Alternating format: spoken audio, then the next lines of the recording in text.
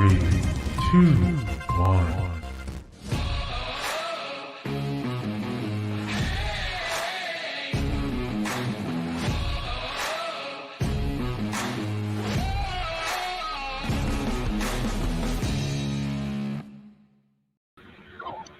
What's up? Good morning. Happy Friday. Welcome to our market update with us here at Talent Real Estate. John Scott. I'm giving the clarity and happy to be here and want to bring on right now Jurgen Robinson, the man, the 12. Hey, What's up, dude? how you doing? I'm good. Look what I'm drinking from this morning. Woo, my cup of coffee. You know, just for you. I'm still keeping it together for Blue Friday, even though they're not playing this weekend. I am. I still will show my support as much as I can. Right on. So it is. Wow, we are halfway through. I am drinking blue though. You're drinking blue. Blue drink. Is it blue drink? Blue hydro. It's gonna be like Seafair. Well, golly, we are. I'm bringing it up for John L. Scott though. I got my John L. Scott shirt on, so you know, gotta represent JLS. Yeah. So, gosh, we're halfway through the month of October.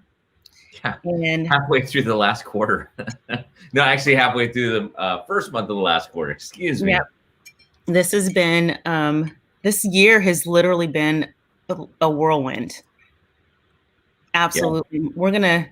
On the market update. So our goal here is just to share some market news, some of what's going on in our neighborhoods, values, some updates, and also what's going on in general in our environment, in our economy when we look at in a little bit of a bigger picture. And then what does that mean for you? So all this information is definitely relevant to us if you're in the market to purchase a home, if you own a home, if you live anywhere, it's all relevant. So yeah, what I actually really love about the getting into the information is the ability to be able to see what's going on and take it from just the feeling, which we all have a feeling. Mm-hmm. So it's awesome to be able to take that feeling and see that either A, the feeling is right and be able to understand it and be able to look forward just a little bit down the road, or B, sometimes we get surprised with it that what we feel isn't quite what the information is really telling us, which helps us make adjustments and actually do a better job. Right. Jurgen, I'm looking at you and I'm so sorry. I am looking at the reflection in your glasses, and when you raise your head up a little bit, I see your light. Yeah, you know, I just for some of the video things we're doing, I got a ring light in here, so I tried using it. The lighting on it is much better actually with the ring light. But yeah, maybe I should lift it a little bit. I don't know. Now it looks like I'm on TikTok or something. I love the light though. I want one of those lights. I totally want one of those lights. Those are the great lights also that when you go get your facials and things done, they're using. Those are amazing. Mm-hmm. So yeah, if I wasn't wearing glasses, then they'd be those little halos over my pupils. Oh gosh, wow, awesome. So, are you ready to get started into what's going on in our? You ready to get ready? Let's get on. I know. Are you ready to get started? Let's get it started. Yeah, actually, before we do, we've got just wanted to say, a happy anniversary today to Randy Rajala. Oh, I'm stopping it. There we go. Today, 3 years with the family. And also to Vina Vote on Saturday, tomorrow, 2 years with the family. Love having you aboard. Just you're a part of what makes us who we are. Happy anniversary. All right. So we have some new listings and open houses that we're gonna go through right now. And we actually have a number of them this week. So let's start looking. Let's see what's going on. Oh, hello, Shannon. Good morning, Shannon. Oh, wow.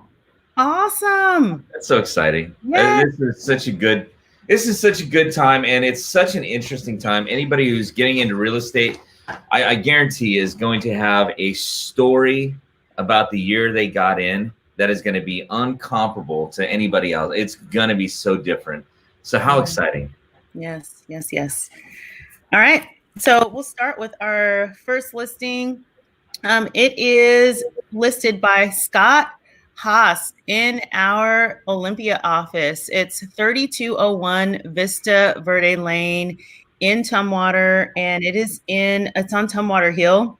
It's a 2-story, 3130 square foot, 3-bedroom, 2.5 bath, 3-car garage, beautiful home that it was built in 2007. It is a Pacific Northwest luxury, and it literally is situated atop Tumwater Hill, and it's a former model home. So it's listed at $610,000, and it is a new listing. You definitely want to check it out again in Tumwater, brand new, listed by Scott Haas in our Olympia office.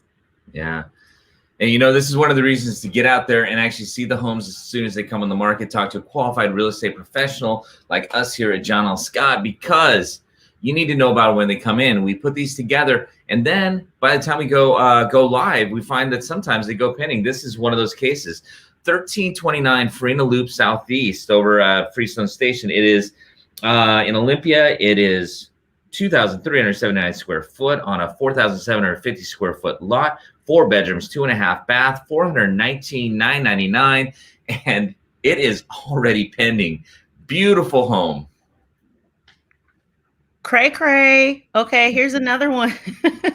And this is one that is listed by Scott Hollis out of our Lacey office, 9113 219th Street, Court East. And Jurgen, I'm going to say again what you just said in regards to they are going fast. It was listed it was just listed yesterday.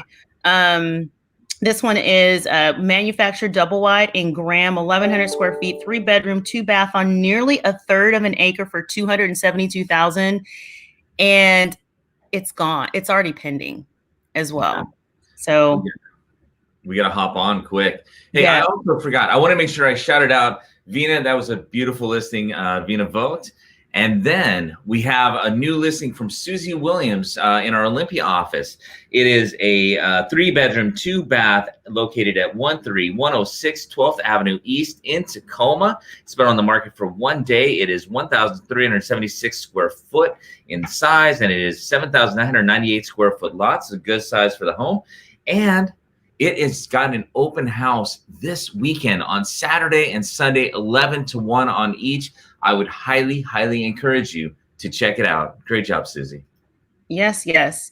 And Susie has another one she's listed also that looks like it just slipped back onto the market. So another chance to get into this double wide home at 7025 140th Avenue Court East. It is a 3-bedroom, 1.75 bath, almost 1,800 square feet. And it's a riverfront home, and it's in a 55+ community. It's got a clubhouse and a pool in that community. It's back on the market. So again, $267 on this one. So you have a second chance to get into this one. A second chance for a first impression. Yeah. You know what? We had that actually come here too. So this is Jada Sweetland from our Olympia office.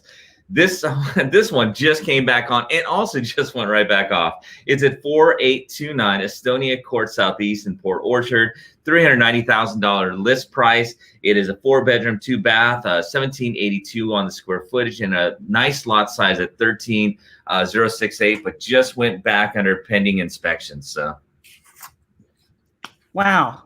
This is just an emotional roller coaster we're going through.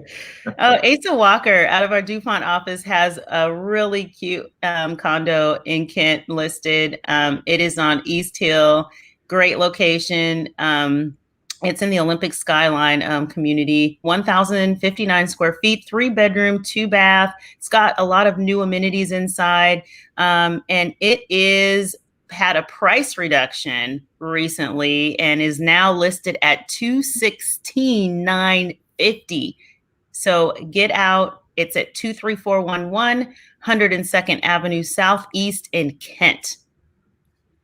Yeah, and this is an interesting property here. This is over in Chehalis. So we're going to talk about Lewis County as a market that's really been seeing a lot of strong activities. The heat index has moved, radiated out from King County. This is at 2910 Jackson Highway in Chehalis. This is brought to you by Liz Anderson out of the Olympia office. It's listed at $399,000. It's a 3-bedroom, 1.75 bath. The square footage is 1,484, and the lot size is actually close to 2.5 acres. But the thing about it is, it's actually an income property with a 30 storage unit facility on it as well. So this is definitely a property that is not only a home, but potentially a great income producer for you as well. Yes, yes. And here is another one. This one is listed by Randy Rayala out of our Lacey office. And this location in Tanglewild is so close to everything in Hawks Prairie area. 428 Thunderbird Court Southeast. Perfect little 1-story, 3-bedroom, 1.5 bath, 2-car garage on nearly a 1/4 acre. And I don't know, 1,384 square feet. So that is a perfect size for a cozy rambler. And again, this one is listed at an affordable $329,900. Very nice. And then wrapping it up, we have the Mill Pond, which is Olympia's finest community, located over at the 2400 block of Lily Road in Olympia. And this is one you should really check out. With builders, it's been hard to get inventory up. There's one standing townhome, but just came on the market. We've got a brand new finished one. It's listed at $529,900. It's a 4-bedroom, 2 3/4 bath, 2,362 square foot home with a 5,887 square foot lot. But you're gonna love this because it also has a 3/4 bath and a bedroom on the main. So when you think about potentially multi-generational living or having that great suite downstairs, this could be the home for you. Check out Mill Pond. It's open this weekend, or actually pretty much every weekend, Fridays through Wednesdays. The only day off is Sunday from 12 to 5 o'clock. And yeah. Oh, I want to turn that off. There we go. Only day off is Thursday. What's that? The only day off is Thursday. Absolutely. But if you want to see, and that's the day that you need to be able to see the home, call in, schedule it. We'll get it lined up for you. No problem about that at all. Yep. So, again, as we're talking about what's going on the market, just going through our listings, going through open houses, and also remember open houses in Pierce County. Susie is holding her listing open, and just remember, this is just the second weekend that we have been allowed to do open houses since COVID. So in many of, and probably half the counties in Washington. So again, if you have an opportunity to get out and go look at open houses, just making sure this is going to be, it's definitely an event that you can take part in this weekend. So yeah, and super exciting on that too. With King and Pierce County joining in, as well as a lot of the other counties joining in to being able to do open houses, the number of safety precautions that are being put in place that I know that we've been putting in place to keep people able to see it and do it safely are really incredible. So, I mean, I love the fact not only that we're able to do open houses now, but we're able to do them responsibly. Yeah, absolutely. Absolutely. All right, so let's talk a little bit about more what's going on in the counties and some actual updates. Yeah, you want to tackle the first? It's the big one. It is the big one, and just a few of the highlights. And this is King County, and this is the market update just from September, year over year, from the full month of September. So we're looking at closed sales. The percentage of change, there are more closed sales from last year than they were this year. 39.1% more closed sales. Wow. Days on the market are down 40%. The median sales price or average sales price, oh my gosh, look at this. $925,000 average sales price, up 16.7% from last year. And gather this, guys, even on the average or the average sales price, look at that percent of list price received, 102%. So over list, average sales price, and the inventory of home for sale are down 42.7%, only 1.1 month of inventory on the market as a whole in the entire King County. Yeah, that's incredible. I mean, and so often the reason why we hadn't been including King County, but thought we could include it in here is because when people think about Washington, they automatically so often gravitate towards King County. That's the first thing we kind of see when we see maybe that national news. But being able to get down a little more local into where we serve into a little more strongly, we've got Pierce County, and we see a very similar picture. We see on the closed sales 10.5% up.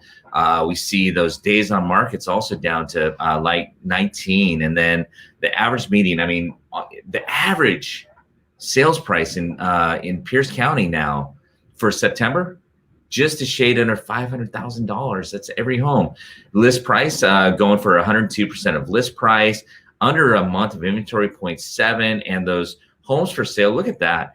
Last year in 2019, there were 2,009 homes on the market, only 900 this year, which really takes it from just being a feeling that there's a significant lack of inventory to really being able to illustrate that it's not just a feeling. This is what's happening. And then we see over here on the year to date that it's under 9%. So even though we've had all this activity, we did experience not a stoppage, but a hesitation in the market when COVID began. So even as we have begun to get more and more activity, and it's continuing later into the year over, all the way through the year, we're actually a little under what would be what we did last year on total closed, and then the days on market really have gone down. Yeah. It's interesting. So as we started differently with King County, which we typically aren't using, we've been seeing, people that are migrating from up north down south. And in this when you look at price point, for a very similar home in King County, looking at the average price and coming down to Pierce County, or even as we move into Thurston and some of the outlying counties as well, homes are way more affordable in these counties than they are up north. So we see a lot of migration from the north down to the south and filtering out because transportation, people are not having to commute, and prices are way more affordable. Yeah, and we'll see that when we talk about there's a couple articles after this. Just the even what you mentioned about working from home. Normally, I guess the percentage is about 6 to 7, not 67, but 6 to 7% of people were remote workers. During the time of COVID, we know that is raised really significantly. But even as we pass through, we say get a vaccine and things return back to a quote unquote normal, I don't think anybody is projecting that remote work is going to go back to previous levels in any way. I believe everything I hear is they're intended to keep raised at a who knows what percentage, but it's certainly going to be above what it was. Yeah. And then as we move into Thurston, very similar again, looking at closed sales, excuse me. Closed sales are down just because our inventory is down. Days on the market are down. We've got our average sales price is up to $439,861, which is up 16.7% from last year. And again, percent of list price received, again, we're right there at that, just at that cusp of 102% over list. And look at the supply of inventory. This is about 2 weeks supply of inventory. Yeah. Literally half a month.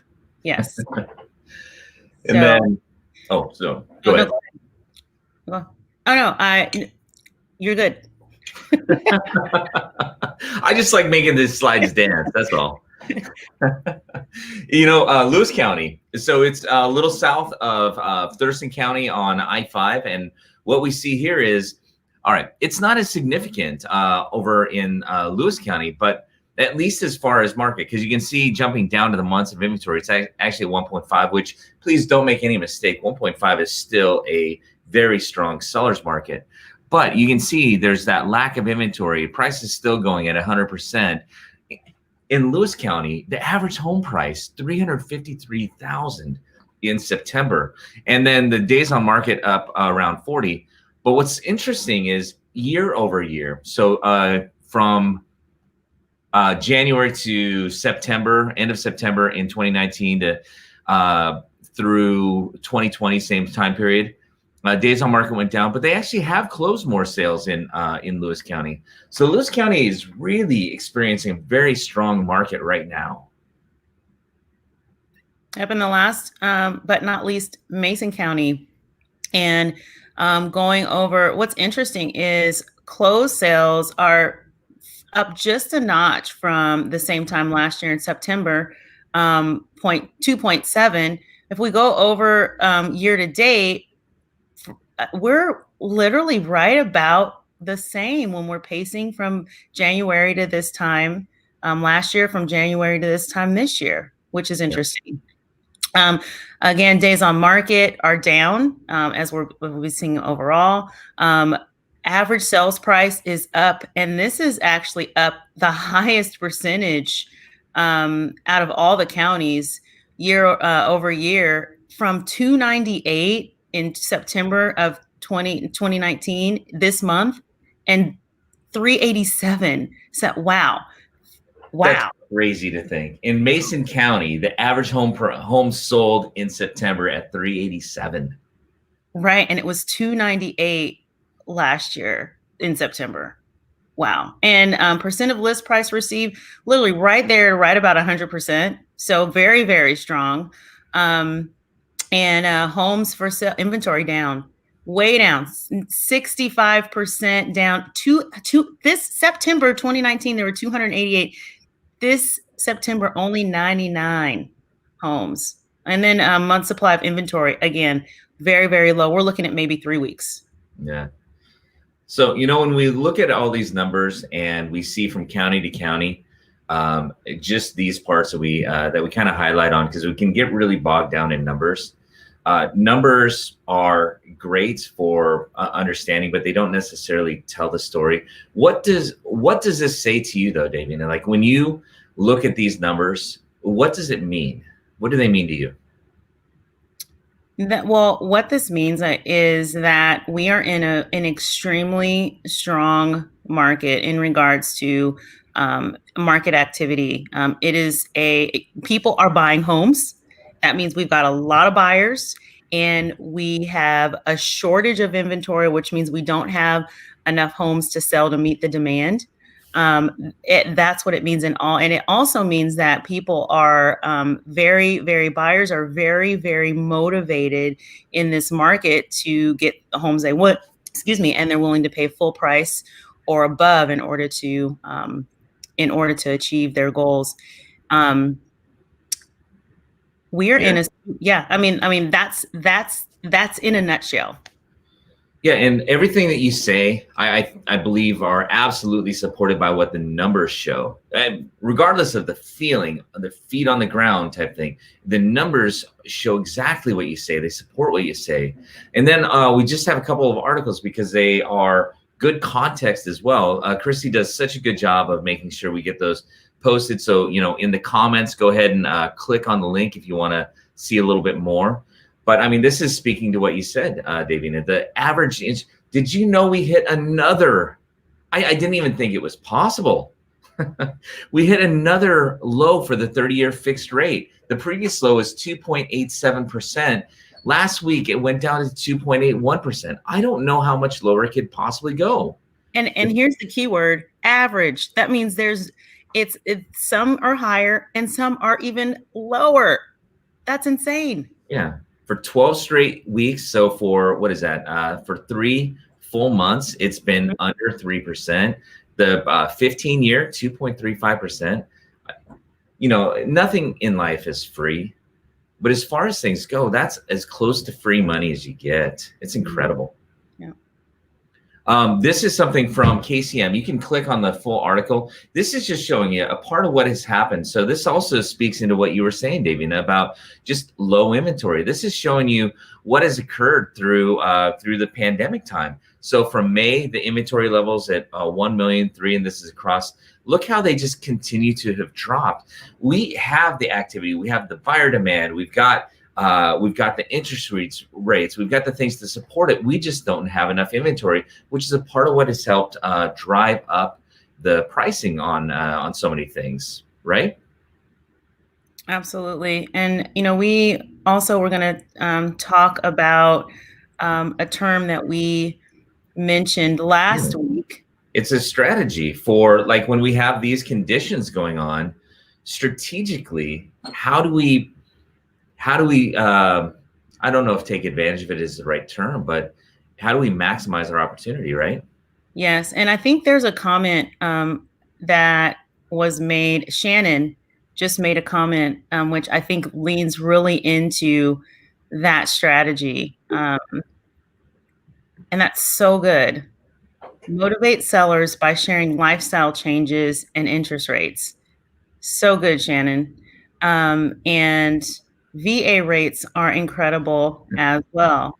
Absolutely. So getting in with 0 down, super low interest rate, it makes the home buying environment extremely attractive right now for all. So, Jurgen, we talked a little bit last week. We mentioned the word price jumping, right? Mm-hmm. And we didn't get into what that meant, but this is definitely a strategy and a thought, and definitely something that if you own a home that can offer some amazing opportunities for you as a seller in this specific environment and time that we're in. Do you want to talk about what that is? Yeah, I mean, we can, just for the interest of time, we can go in and give you a much broader exposition on the full strategy, everything else. But really it comes down to just a few key questions. The first one being, are you in your dream home? So if you're a homeowner right now and you are looking around at the market, in one area, you're maybe just a little bit afraid, you like what's going on, but you're not necessarily sure. There's so many good things in the market. One question to ask yourself is, are you currently in your dream home? If you're not in your dream home, then there's some things to take into consideration. appreciation. Let's say that you bought your home 3 to 5 years ago, and let's say it was at $350,000. Today, your home may be worth $550,000, $600,000. With that appreciation that is potentially worth right now, and historically, we just covered the interest rates right now. Not hyperbole. They are at the lowest rates they've ever been on record. You take those interest rates with the appreciation equity that you may have, and let's say that your dream home is really $700,000, $750,000, maybe $800,000. It's really your dream home. This is where your forever home. You can't see yourself getting into there right now. But if we could help you look at what you currently have going on, and with the equity that you currently have in your home, coupled with the low interest rates, the historically low interest rates that we have right now, what would you say if you could actually get into your dream home for close to what you're paying right at this moment? Would that be something you would love to do? And we're in a really unique opportunity based on the appreciation, based on the interest rates, that people have maybe a once in a lifetime opportunity to do something that 3, 5, 10 years ago, you would never have thought was possible. And that's what the conversation about price jumping is about. Absolutely. Absolutely. We're, and right now, if you look at interest rates just over the last few years, even a few years ago, interest rates were a couple of points higher than where we are now. And a couple of points can save you hundreds and hundreds of dollars on your mortgage. So that just alone, is, please don't leave the money on the table. Don't leave your dreams on the table. It costs you nothing to investigate. So you might be able to realize and start stepping into your dreams a lot sooner than you thought you would have been able to. in this market and in this time. So don't be discouraged. Be encouraged by the market. Yeah, and Christy, thank you for putting the comment up. Are you on a path to seeing bidding war on home sales? You know, I wouldn't say we're on a path. I mean, or I guess we could say we're there for any home that's coming on the market, because we have such high buyer demand, like all of the conditions are just right for it. Now, what's great is I don't think we're outpricing the market or outpacing the market if it was on a more traditional trajectory. We just had some weird things happen where we had the prices appreciate way outside before the market crashed, which brought the prices down below what that trend line would have been. And we've pretty much come back close to what that trend line really is supposed to be. We just don't have that much inventory over there. So as far as that's what kind of creates that price jumping opportunity for sellers though too. I mean, the opportunity to be able to have that high buyer demand, have the appreciation, the growth during this past period of time, that low interest rate, and being able to get into something that before truly would have just been a dream that you'd slept on, wake up in the morning and just go about your day. You might be able to make it a reality. Right. And here's the thing is, once the interest rates go back up or they start inching up 0.5%, 1%, it may be too late for the price jumping opportunity. So that's why right now is really a good time to start looking at that while the interest rates are low, maximizing that gap, and not waiting too late and saying, oh, I coulda, woulda, shoulda. Yeah. You know, I like the questions, and thank you, Chrissy, for putting that up there too. As a listing agent, would you recommend a lower listing price with a review date or a higher price at the start? Now, every situation, before answering it, I would always caveat that every situation is a little independent, and what works in one situation does not necessarily work in another. So I know David, you and I have had this conversation about whether or not you price. And when you say price higher, I don't know if price higher is even pricing above. Right now, sometimes it feels like that determination of what fair market value is a little bit hard to pinpoint a little bit. But what do you think of the question? Christy, do you want to flash the question up one more time real quick? Yeah.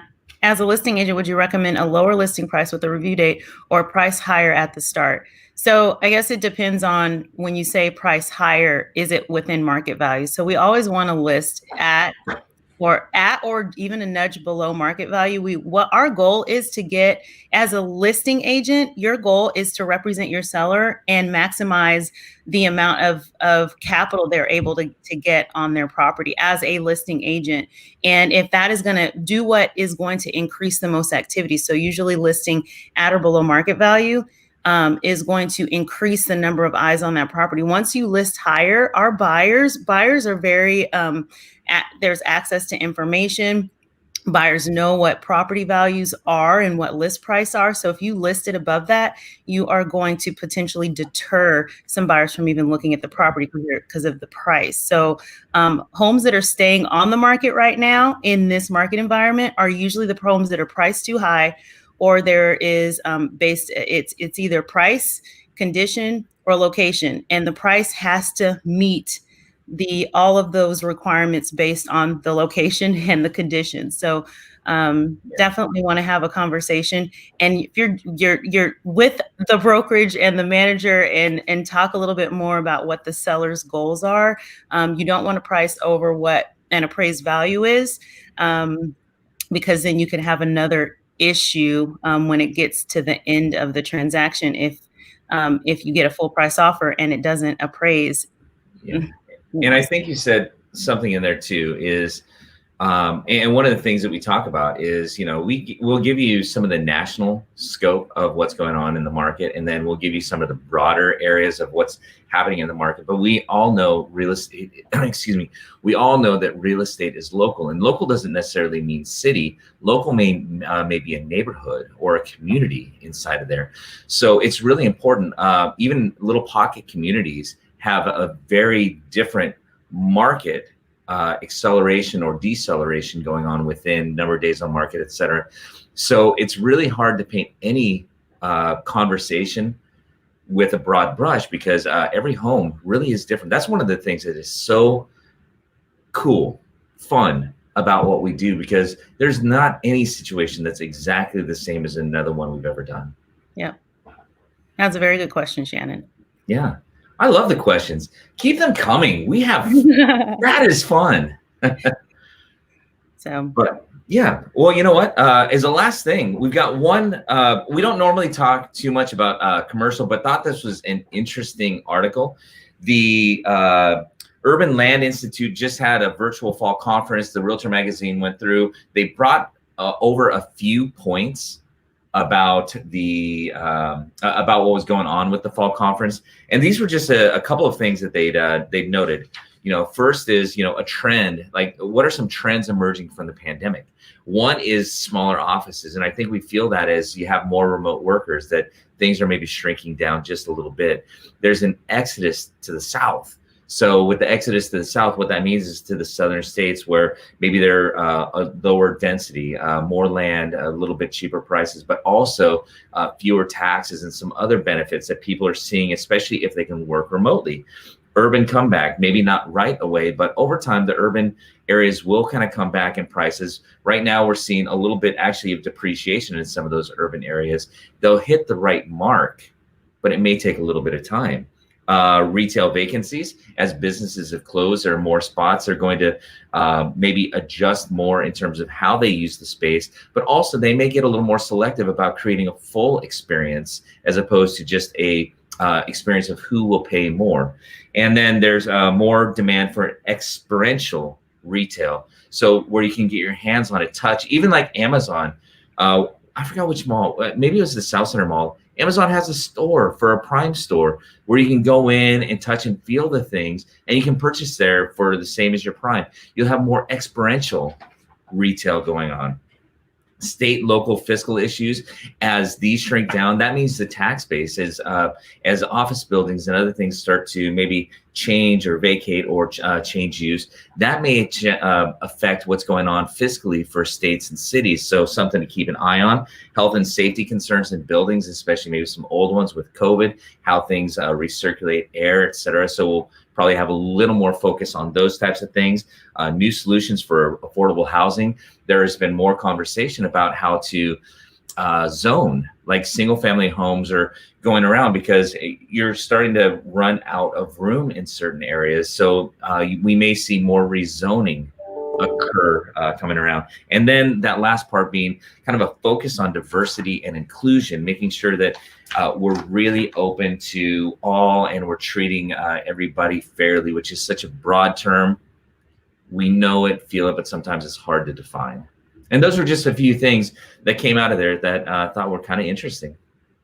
Yeah, definitely. A lot of eyes have opened to a lot of different, and what I would call them initiatives or different things that have been happening or going on in communities, whether it be within real estate or whether in commercial, or there's just this. We're living in a time that is very different, and we talk about normal and getting back to normal.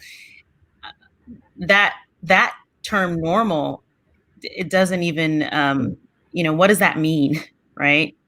Yeah, I think we're trying to figure out how to balance some things too, because we talk about like an experiential experience in retail, or we talk about more urban where you maybe a little more density in areas as a way that a city can grow, or even in office spaces. So WeWork, even though they on the back end had some things go, you do see more shared office spaces, et cetera. But then the balance of that with the social distancing and the other things, I think we're trying to figure out as a country, society, however, community, however you might want to qualify it, how to balance this individual and collective together. Yeah. And let's see, Shannon, based on the market trends, would you recommend to potential buyers to purchase a vacation home by the ocean or further out with property to keep clients' trust?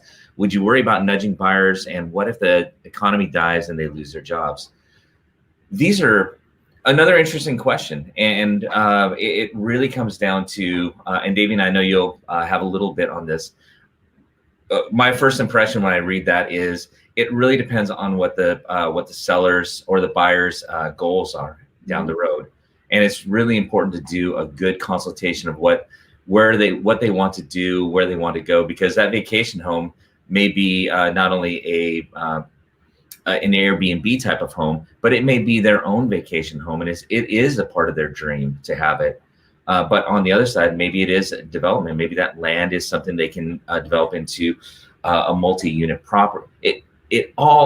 There's not a clean answer for everybody, and that's why it's so important we have conversations. Yeah, and I second that. The answer to the question is it depends, and you have to also talk about making recommendations. And I don't know that. If someone asks a question, a lot of times we answer that question with a question, and the buyers answer their own questions. And we just show them the opportunities and the properties, and they can make that decision on what location based on the statistics in regards to sales and price and all of those things that make that difference for them, so that they can make an educated decision on their investment. That's super important. And again, with saying nudging buyers, our jobs are really to educate and inform and provide access. And so with doing that, everyone is not in the market to buy a house. Purchasing a home is not for everyone. I mean, and that's the bottom line. And if our job is to educate, we might educate and say, and their decision might be not to purchase. Their decision might be not to sell. And if we're helping them to make those right decisions for them, then we win. And it doesn't mean it's a paycheck in our pocket. That's not the win. It's actually serving our community. So I would say, no, I would not worry about nudging buyers, because we don't nudge buyers. That's not our job to nudge. Our job is to educate. Yeah. So. And, I want to build on one area you said in there, and really briefly, is sometimes the best agent isn't the one with the best answers, but the one with the best questions, right? Because it's really about who we're talking to. Mm-hmm. It's not about me. It's not about Davina. It's about our clients and what their needs. So sometimes we don't need the right answers. And this is true really across the board. It's not normally the best answers that help. It's the best questions. Mm-hmm. You're welcome. Yeah. That was fun. Yeah. And thank you for asking some really good questions. So we have been going. It's 9:15. So it is time to say goodbye to all our family. Yes.